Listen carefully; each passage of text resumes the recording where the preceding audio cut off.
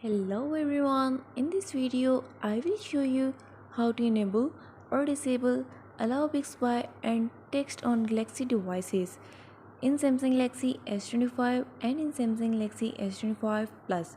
Before starting this video, please subscribe for more videos and watch complete video.